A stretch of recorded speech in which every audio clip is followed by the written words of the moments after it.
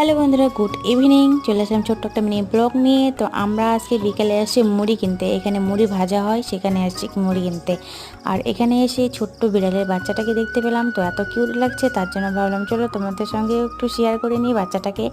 আর এইদিকে দেখো লেবুর বাগান, অনেকগুলো লেবু ধরে আছে। এই যে দেখো, যেই মেশিনের সাহায্যে মুড়িটা ভাজা হয়, তো এটাই সেটা। তো দেখো এখানে 4টা আছে, তো 4টাতে মুড়ি ভাজা হয়। তো ভাজা হয়ে গেছে, এখন বিকেলবেলা ভাজে না, সকালবেলায় ভাজে। তো এখানে আমরা একটু মুড়ি নিতে আসছি।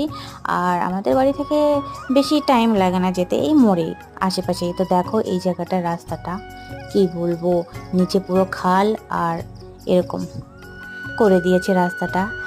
তো গাছের গুঁড়ি দিয়ে দিয়েছে। তো দেখো ইরানা পার হচ্ছে গাছের গুঁড়ি দিয়ে, আর ভয়ও লাগছে পড়ে যাব নাকি। তো যাই হোক, আমরা তো গ্রামে থাকি, আমাদের এগুলো অভ্যাস আছে। তারপরে ওখান থেকে আসলাম ঝালমুড়ি খেতে। তো এখন ঝালমুড়ি নিয়ে আমরা আমার বাড়ি চলে যাবো। আজকে টাটা।